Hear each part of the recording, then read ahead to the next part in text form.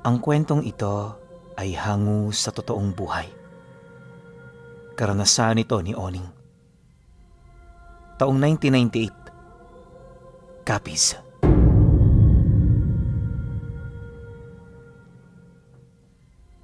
Matagal na panahon ng problema sa Capiz ang mga aswang. Bata pa lamang si Oning, talamak na ang mga naririnig niyang kwento ukol dito. Ito rin ang dahilan kung bakit sa mura niyang edad, marami na siyang kinakatakutan. Ayon pa sa kanya na, nakasanayan nila noong umuwi sa kanila pagtungtong ng 4:00 ng hapon. Palaging sinasabi ng tatay niya noon na mula 4:00 hanggang hating gabi, oras ng pagsilabasan ng mga masasamang nilalang. Noong una, duda talaga siya sa ganoong paniniwala. Pero nung tumagal na at medyo nagkaisip na siya, may mga bagay siyang napapansin sa kanila na likas talagang kakaiba. Liblib ang lugar na tinitirhan nila noon, kaya pagtungtong pa lamang ng 2:00 ng hapon, marami na silang kakaibang hayop na nakikita sa paligid. Ayon sa kanya, na paminsan-minsan nakakakita siya ng asong halos kasing laki ng kalabaw.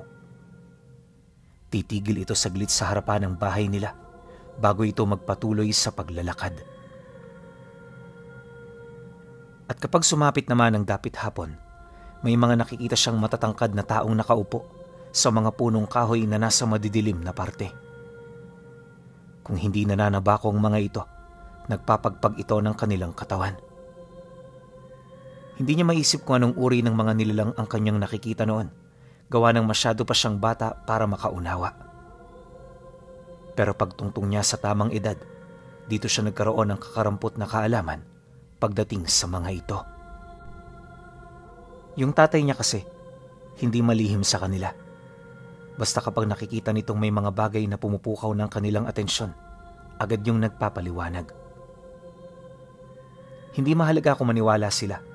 Basta ang importante, malaman nila ang angkop na paliwanag hinggil sa kanilang mga katanungan.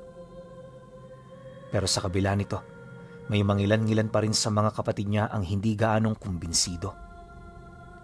Hinahayaan lang naman yon ng tatay niya dahil sa prinsipyo nito. Bahala kayo kung maniniwala kayo o hindi. Ang sakin lang naman malaman ninyong totoo. Wala akong pakialam kung gagawin yung katatawanan ng mga sinasabi ko. Pero isang bagay lang ang itatak nyo sa isip ninyo. At yun ay huwag nyo kong sisihin kapag nakaengkwentro kayo ng isa sa kanila. Pagkatapos nitong magbigay ng mga paalala, dito na ito magsisimulang magkwento ukol sa sarili nitong karanasan. Kung hindi nyo kasi naitatanong pinuno, maraming pilat itong ama ni Oning. Paulit-ulit din itong sinasabi sa kanila na nakuha niya ang pilat na yan noong minsan siyang nakaengkwentro ng mga nilalang na nasa panig ng kaliwa. Ang palagi ring bida sa istorya nito, walang iba kundi ang lahi ng mga aswang. Dahil sa ganoong bagay, nalaman niya ang iba't ibang lahi na umiiral sa kanilang lugar. Bagaman hindi pa siya nakakakita nito, malalim doon ang kanyang paniniwala. Dagdag pa niya na ang mga nilalang na sinabi ng tatay niya ang humubog sa kanyang buong pagkatao noong siya ay bata pa. Subalit pagsapit ng taong ito, nang magkaroon na siya ng sariling hanap buhay, dito na siya madalas sumuway sa mga sinasabi ng tatay niya. Hindi niya yun ginagawa dahil gusto niya. Bagkus kailangan niya ito para makatapos sa trabaho. Sa bayan kasi siya noon nagtatrabaho, kaya madalas siyang umuwi ng 10 oras. Minsan nakakauwi siya ng 6:00, pero madalas talaga nasa bandang 9:00 na ng gabi. At para makauwi siya ng walang pangamba, obligado siyang umarkila ng sasakyan. Sa loob ng ilang buwang pagtatrabaho niya sa bayan, wala naman siyang napansing hindi kaaya-aya. Maayos naman ang lahat, hanggang sa may makaharap siyang parokyano na may kakaibang aura. Kung hindi niyo kasi naitatanong pinuno, pautangan noon ang napasukan niya. Kabilang siya sa mga nagpapautang, kaya sa isang araw iba't ibang tao ang nakakausap niya. Wala namang problema sa ganon kasi kung tutusin. Magaling naman siyang sumukat ng personalidad ng isang tao.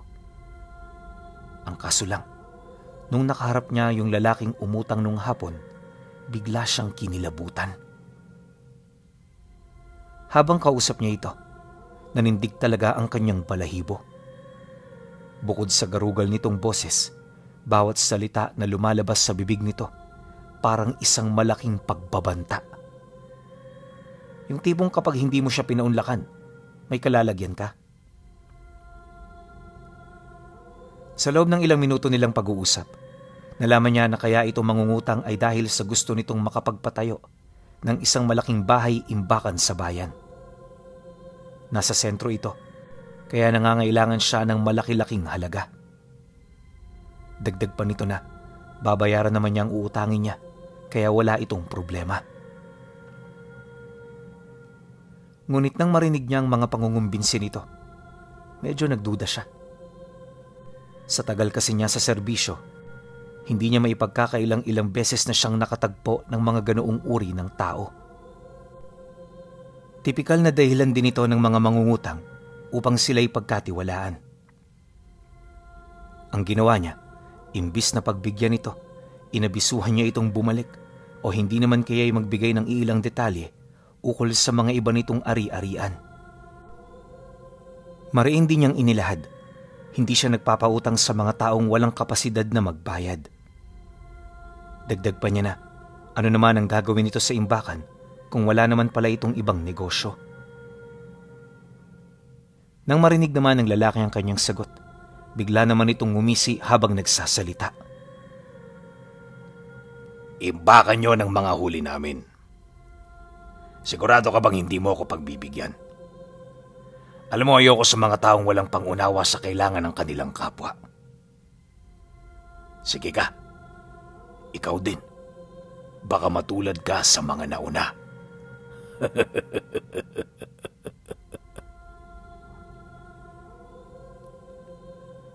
Matapos naman itong makapagsalita, kalmado itong tumayo, sabay paalam sa kanya.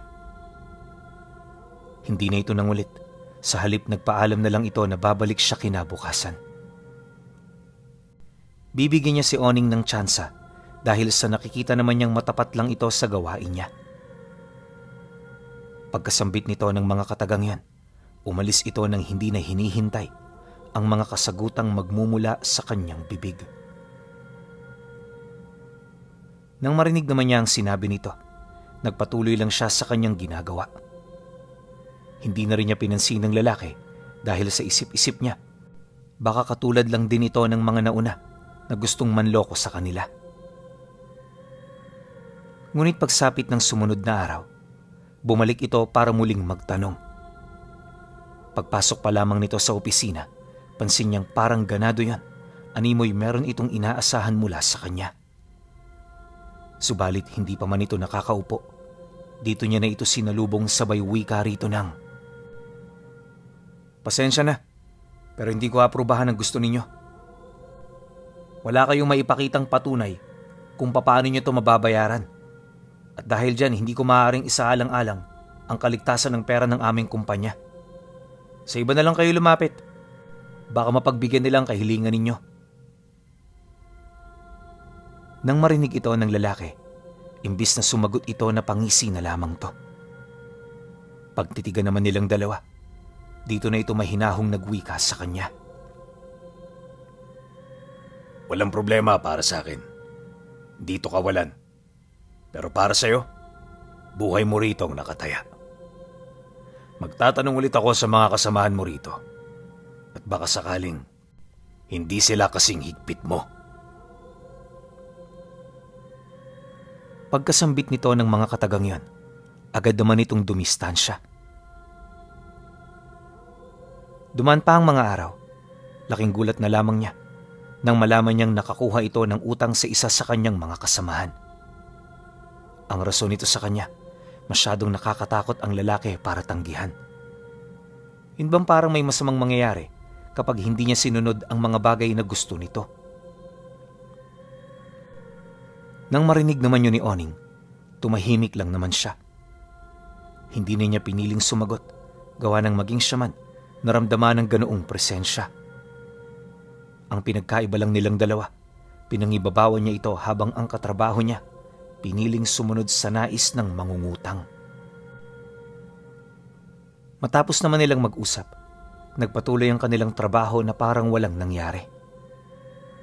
Sa mga araw pang dumaan, ganon at ganon pa rin ang naging akto nila. Dala ng maraming trabaho, unti-unti na ring nawala sa kanya ang tungkol sa mga ngutang na nagbigay sa kanila ng problema. Halos hindi na nga ito sumasagi noon sa kanya hanggang sa dumating ang isang hapon na nakasalubong niya ito habang siya'y naglalakad papauwi. Pagkatitigan nilang dalawa, agad naman yung umisi kasabay ng mga senyas nitong hindi niya maintindihan. Matapos naman niya yung masilayan, nagpatuloy lang naman siya sa paglalakad dahil sa isip-isip niya weirdo ang taong yon. Marami na rin siyang nakilalang ganon, kaya alam niyang hindi na sulit ang panahon niya kung papatulan niya pa ito. Pagsapit ng 6:00, kasalukuyan na siyang nakasakay sa motorsiklo. Ang naghatid sa kanya, yung pumapasadang meron ding utang sa kanila. Ito ang palagi niyang sinasakyan, kaya kahit papaano sanay na siyang umangkas dito. Sa loob ng ilang minutong pagbaybay nila ng daan, wala namang nangyaring kakaiba. Ang kaso lang, pagdating nila sa may bandang unahang bahagi ng baryo na walang katao-tao, biglang namatay yung motorsiklo. Pagtigil nito, nawala ang liwanag sa lente, dahilan para pansamantala silang mabalot ng kadiliman. Habang pinapaandar naman ito ng may-ari, ramdam niya ang matindi nitong pagmamadali. Halata ring natatakot na ito, kaya kinausap niya ito ng dahan-dahan. Pinayuhan niya rin itong huwag magmadali, gawa ng wala naman silang hinahabol. Ngunit nang marinig ng lalaki ang kanyang sinabi, hindi ito nakinig. Maya-maya pa, nang mapaandar na nito ang motorsiklo, dito na sila nakalis. Mabilis na noon ang pagpapatakbo nito, tapos napansin niyang yung mga salamin nitong ginagamit para makita ang likod, bigla nitong tinupi. Hindi niya mawari kung ano ang rason nito, kaya naman nagtanong siya. Ang kaso lang, nung marinig ito ng sinasakyan niya, hindi ito sumagot. Nagsalita lang ito noong nakarating na siya sa bahay nila. Pasensya na kayo kanina kung nagbingi-bingihan ako. Ayoko lang magsalita. Lalo na nung may nakita akong nakayakap sa likod ninyo kanina. Di man kayo maniwala pero may nakita akong batang sumasabay sa atin. Alam kong hindi ito normal. Kaya hindi ko na sinabi sa inyo. Baka kasi madisgrasya pa tayo eh. Nang marinig naman niya ang sinabi nito, agad siyang nakaramdam ng kaba. Takot na siya noong mga oras na yan, sa kadahilan ng matagal na siyang naniniwala sa mga ganon. Makalipas pa ang ilang minuto nilang pag-uusap, bahagya naman siyang natigilan nang biglang pumasok ang tatay niya, sabay singit sa kanilang mga pinag-uusapan. Nakakita ka na pala eh. Huwag ka nang umuwi. Dito ka na magpalipas ng gabi. May bakante pa naman kami ritong silid. Sige na, ipasok mo na yung motorsiklo mo. Nang marinig naman ito ng lalaking sinakyan ni Oning, hindi ito sumunod. Ayon dito, nagpaalam siya sa kanyang pamilya na uuwi, kaya kahit anong mangyari, uuwi siya. Dagdag pa nito na maaga pa naman, kaya wala silang dapat na ipag-alala.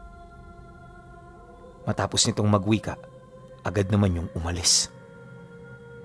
Sa kasamaang palad, hindi na ito napigilan ng tatay niya hanggang sa makaalis na yon ng bahay.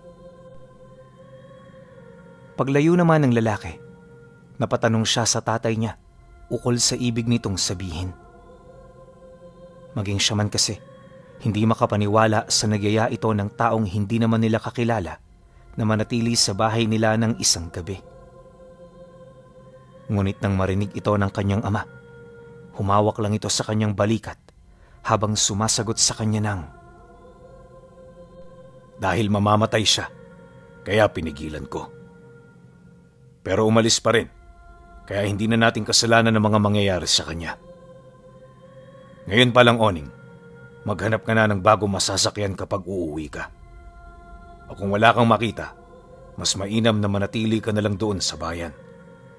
Lingguhan ka kung umuwi para medyo makabuelo ka. Sige lang ho, tay. Mas pabor sa akin na umuwi araw-araw. Tsaka isa pa, dagdag gastos lang yan. Ang irerenta ko sa mga bahay doon, ipambibili ko na lang dito ng makakain natin. Sulit pa. Dahil sa kanyang sinabi, hindi na yun nagsalita pa. Minabuti na rin itong bumalik sa kanyang silid para magpahinga. Si Oning naman noon, nagpalit na rin ng pambahay para makakain. Ilang minuto pa ang lumipas, di na maalis-alis sa isip niya ang tungkol sa mga sinabi ng tatay niya. Maging siya man kasi noon, paniwalang-paniwala talagang mangyayari ito. Ni minsan hindi niya pa narinig ang kanyang ama na magsalita ng mga bagay-bagay na walang batayan at katotohanan. Ito ang kanyang pinanghawakan para labis na mag-alala sa kalagayan ng taong naghahatid sa kanya. Kinabukasan, kagaya ng sinabi ng tatay niya, namatay nga ang lalaki. 5:00 ng umaga noon nang mabulabog sila ng isang balita ukol sa natagpo ang labi sa gilid ng daan. May daladalang motorsiklo ang biktima at base sa ulat, natagpuan itong may malaking butas sa kaliwang tagiliran. May mga kalmot din ito sa muka, tapos natagpuan itong wala ng dugo sa katawan. Dagdag pa ng mga testigo, hindi pagnanakaw ang motibo sa pagpatay. Maaaring mga aswang ang may kagagawa nito dahil sa sinapit ng biktima nung kanila itong makita. Mariin din itong inilahad na marami talagang aswang sa lugar na yon, kaya hindi na ito nakapagtataka. Matapos naman itong marinig ni Oning, ramdam niya ang matinding takot sa kanyang katawan. Maliban kasi sa mga sasabihin ng pamilya, napatunayan din niya ang sinabi ng tatay niya. Dahil dito, nagpasya siyang kausapin ito. Alam niya kasing sa lahat ng taong nakasakses sa pangyayari, ito ang mas nakakaalam sa mga bagay-bagay. Maya-maya pa, paglabas naman ng tatay niya, agad naman niya itong nilapitan para kausapin. Noong una, mga simpleng tanong lang ang inilahad niya rito, pero nung magsimula na itong magsalita, dito na niya nalaman ang mga bagay na wala siyang ideyang nangyayari pala sa totoong buhay. Markado kayong dalawa nang dumating kayo rito kagabi. Kung nakinig lang siya, nakauwi siya ng ligtas. Ang problema, nagpumilit siya sa gusto niya. Hindi na natin yung kasalanan, kaya kung meron mang sisisihin, siya yon at wala nang iba.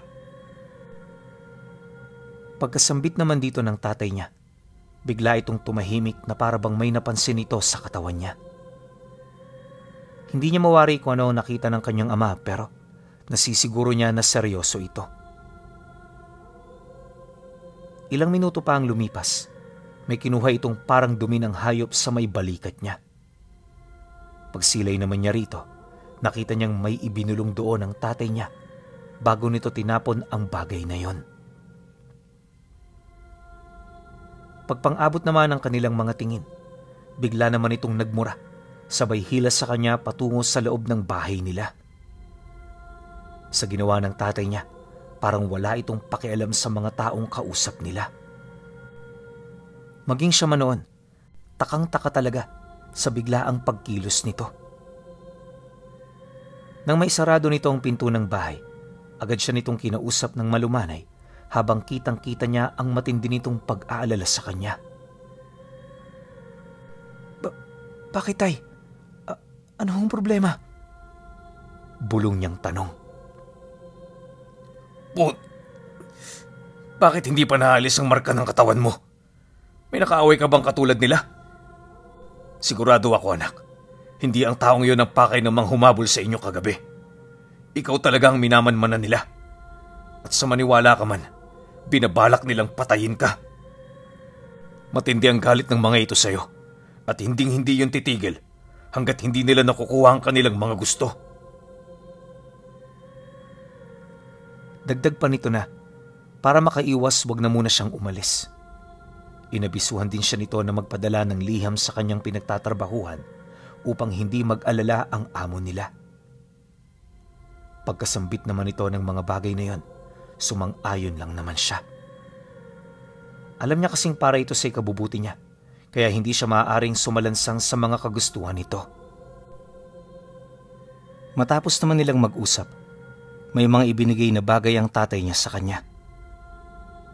Hindi niya mawari kung ano ito pero karamihan sa mga bagay na yon kasing itim ng uling. Meron din itong iniabot na mga bato na parang dumi ng tao ang baho. Hindi siya komportable na daladala ang bagay na yon. Pero nung magagawa niya, utos yun ng tatay niya. Ayon pa rito na, obligado siyang dalhin ito dahil ang batong hawak niya makakatulong upang hindi siya basta-bastang matukso at mausog ng mga kalaban niyang nilalang. Pangontra rin ito sa bagat at kahit anong bagay na pwedeng mamanipula. Kinahapunan, imbis na tumungo ng bukid ang tatay niya, naging abala ito sa pangangalap ng mga sangkap. Hapon na nang makauwi yun sa kanila, bit-bit ang lagayan ng tubig at mga halaman. Pagpasok nito sa loob ng bahay, dito niya na napansin ang mga tuyong dahon na pinangalap nito sa gubat. Nakita rin niya ang itim na tubig na dala-dala nito na ayon sa kanyang ama, ihi umano ng kapre. Isang mabisang likido para sa gagawin nitong pananawas. Maya-maya pa, nang tapos na ito sa pamamahinga, dito na nito pinakuha ng lumang kaldero ang mga kapatid niya. May mga pinahanap din itong mga itim na kandila na matagal nang nakatago sa aparador sa ibaba ng altar ng bahay nila. Pagkakumpleto naman ito ng mga gamit, isinama siya nito sa silid nilang mag-asawa. Habang nakaupo siya sa isang tabi, medyo nagtaka naman siya gawa ng sa bawat pagsara nito ng bintana, may mga isinasabit ito doong itim na tela. Sa gitnang bahagi din ng silid, may umuusok na uling kasama ng mga batong pinahawak nito sa kanya.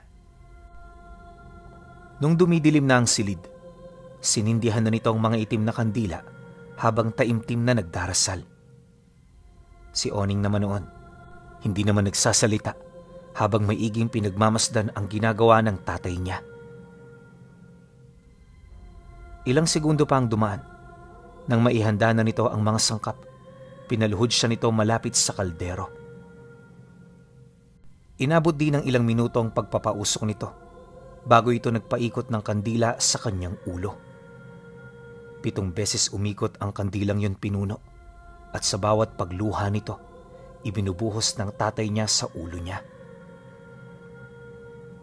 Pagkatapos, inabisuan siya nitong huwag maliligo hanggat hindi niya sinasabi. Sa loob ng 7 araw, ganun nga ang ginawa niya. Dahil dito wala siyang napansin noong nangyaring kakaiba. Ang nasaksihan niya lang ay yung madalas na paglabas ng tatay niya bandang 5:00 ng hapon. May kinakausap ito sa labas ng bahay nila na mga taong hindi naman niya kilala. Kapag ka pumapasok naman ito, wala itong sinasabing kahit ano. Siyempre, nung mapansin niya ang ganun itong akto, mas lalong tumaas ang pagnanais niyang malaman ang totoo. Kahit alam niyang medyo naiirita na ito sa kanya, di niya pa rin ito tinatantanan hanggang sa napilitan na rin itong magsabi ng totoo. Mga aswang sa Karatig Baryo ang kausap ko. Sila ang hiningan ko ng tulong para malaman ng taong nagmarka sa inyo. Kilala na namin kung sino siya at ilang araw na din namin siyang pinagmamasdan. Base sa mga nakalap kong ulat, may malaking bodega sa bahay ng taong yon. Marami itong koneksyon sa mga aswang dahil ang bodegang yon imbaka ng mga karning binibenta nila mula sa malalayo. Nalaman ko ring purong mangkukulam ito na may dugo ng aswang. Dagdag pa nito na, Yon ang rason kung bakit niya pinag-iingat ang kanyang mga kasama. Mariin din itong inilahad. Hindi dahil sa takot ang rason kung bakit hindi pa yon sumasalakay, bagkus parte ito ng kanyang plano na iniabiso sa mga ito. Ang gusto kasing mangyari ng tatay niya, siya mismong pumatay sa taong yon para maipaghiganti niya ang ginawa nitong pagtangka sa buhay ng kanyang anak. Mukhang baguhan lang ang demonyong yon sa lugar natin. Hindi pa nakakakilala sa mga namamahala at nagahari rito. Malas lang niya dahil hindi basta-basta ang mga taong nakabangga niya. Maghanda ka, anak, sapagkat sa mga susunod na araw, luluwas tayo para kitain siya. Pupuntahan natin ang kanyang bodega at doon natin siya papaslangin. Huwag kang mag-alala sapagkat wala kang ibang gagawin kundi ang magmasid at maging sakses sa mga mangyayari. Naiintindihan mo ba? Nang marinig naman niya ang sinabi nito, mautal-utal naman siyang sumagot ng, "Oho, tay. Wala ho yung problema sa akin." Dahil dito, napangiti lang naman ito habang tinatapik ang kanyang balikat. Dumaan pa ang mga araw, tila bang mas lalong dumami ang mga nakakausap nito kada hapon. Sa totoo lang pinuno, hindi man lang sumagi sa isipan ni Oning na may kakaiba sa tatay niya. Kung titingnan kasi, ordinaryong tao lang naman talaga to. Ngunit lingid sa kanyang kaalaman, kabilang pala ito sa mga malalakas na uri ng aswang na matagal nang umiiral sa kanilang lugar. Wala rin siyang kaide-ideya na ilang daang taon na palang umiiral ang tatay niya, gayon din ang kanyang ina. At dahil sa matagal na panahon ng pagsasama ng mga ito, marami na itong mga anak na naging pinuno ng mga angkang naninirahan sa mga karatig lugar. Bagay na wala silang kaide-ideya na ito pala'y umiiral. Pagsapit naman ng araw na kanyang hinihintay, bandang 1:00 na ng hapon, nung umusad sila patungong bayan. Nakakabahala man ang mga mangyayari, pinili niyang lakasan ang kanyang loob, alang-alang sa hustisyang hinahangad ng biktima. Pagdating naman nila sa harapan ng bodega, dito sumalubong ang 2 tauhan ng tatay niya na 1 linggo na roong nagmamasid. Pagsilay nito sa kanila, kampante naman itong lumapit na parabang hindi na ito natatakot sa mga bagay na maaaring mangyari. Makalipas pa ang ilang minuto, nang makausap na ito ng tatay niya, dire-diretso na silang lumapit sa malaking pintuang nasa labas ng bodega. Kahit walang abiso ng may-ari, dali-dali nila itong binuksan at sinarado. Nang magawa naman nila ito, agad naman silang kumatok habang nagpapakilala. Maya-maya pa, dito na rin bumukas ang pinto, kasabay ng pagsilay nila sa grupo ng mga kalalakihang nagtatrabaho sa loob. Nakasuot ito ng damit na punong-puno ng dugo, indikasyon na mangangatay ang mga ito. Halos ilang minuto rin sila noong nagpakiramdaman hanggang sa dito na magsimulang magsalita yung lalaking parang namumuno sa mga trabahador. Ayon dito, kung gusto nilang makausap ang kanilang amo, ipagpahintulot nilang isarado ang pinto. Makakatulong umano ito upang maiwasan ang paglabas ng mga detalyeng kanilang mapag-uusapan. Nang marinig naman ito ng ama ni Oning, hindi ito tumutol. Ito na rin mismong nagsara ng pinto hanggang sa balutin na ng kadiliman ang buong paligid. Kalaunan, dito na nagsindi ng sulo ang mga nilalang at sa isang kisap mata, tumambad sa kanila ang mga nakasabit na labi ng tao na nakabalot sa dugoang mga tela. Dahil dito medyo naalarma naman siya, ngunit nang mapansin ito ng tatay niya, inabisuhan siya nitong huwag mag-alala. Sa kanilang pag-uusap, purong pagbabanta lang ang sinabi ng mga tauhan ng lalaki. Hinayaan lang naman ito ng tatay niya hanggang sa dito na nagpakita ang amo nitong kanina pa nilang ipinagmamalaki. Nang masipat naman yun ni Oning, bumungad sa kanya yung mukha ng lalaking tinanggihan niya na mangutang sa kanila. Paglapit naman nito, hindi na ito nagpaligoy-ligoy pa. Ang kaso lang, hindi pa man ito nagsisimula sa pagsasalita, sinunggaban na ng dalawa nilang kasama ang mga tauhan nitong nakatayo sa paligid. Sapat na ang bilang ng dalawang yon para lipulin ang lahat ng mga manggagawang aswang nito. Sa isang iglap, lahat yon pinugutan ng ulo at bago pa man ito mamalayan ng lalaki, huli na ang lahat. Imbis kasi sa kanya sumang-ayon ng pagkakataon, naglaho na lang na parang bula ang buhay ng kanyang mga kasamahan. Dala naman ng pagkagulat, tuluyan na itong nawala sa kanyang mga sinasabi. Mabaliw-baliw na rin ang nilalang na yon, lalo na nung masilayan nito ang totoong anyo ng tatay niya. Pagbaling naman ni Oning ng kanyang paningin sa kinaroroonan ng kanyang ama, dito niya nakita ang isang malademonyong nilalang na nakalutang sa ere. Nakasuot ito ng itim na paldang may mga baga sa mga nakalaylay nitong parte. Tapos meron itong nagliliwanag na simbolo sa gitna ng kanyang dibdib. Parang kaliskis din ng ahas ang kanyang balat at sa bawat pagkilos nito, sumusunod sa kanya ang mga buhangin at mga batong nagbabaga na umiikot sa kanyang mga paa. Matapos naman itong ipakita ng kanyang ama, yung nilalang na nagbalak sa kanya, nawala ng ganang mabuhay.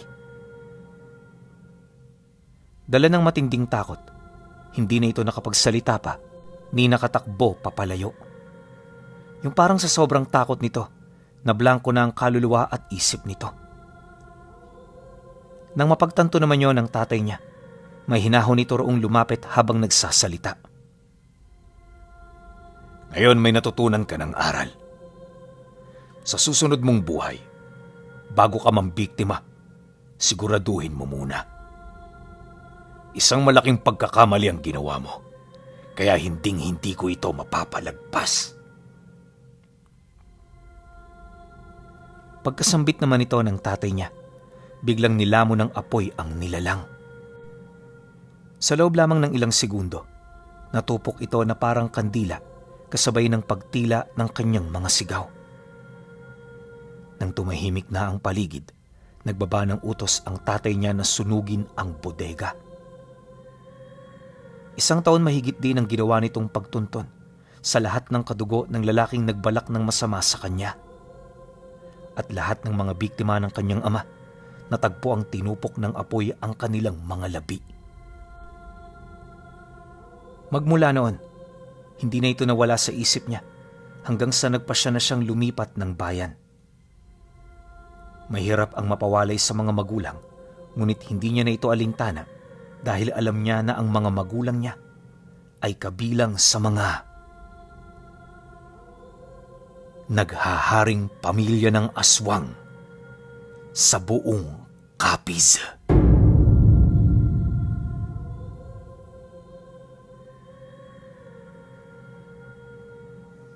Grabe naman tong kwento na to, sobrang ganda. Baka naman meron pang ibang kwento tungkol sa iba't ibang klase o iba't ibang angkan na naghahari dito sa lugar ng Capiz. Kung meron, huwag kayong magdadalawang isip na isend sa akin yan. Kasi alam ko, karamihan sa mga listeners natin, maging ako man, 100% na gustong-gustong marinig yung tungkol sa kanila. Alam ko na hindi lang puro mabubuting bagay maririnig natin sa mga to kasi alam naman natin pare-pareho na mga aswang yan, mga brutal yan. So, hindi talaga natin masasabi. Kaya kung meron kayong kwento tungkol sa kanila o may mga nakakakilala sa inyo tungkol sa mga lahi na to, huwag kayong magdadalawang isip na isend sa akin. Kukwento natin yan.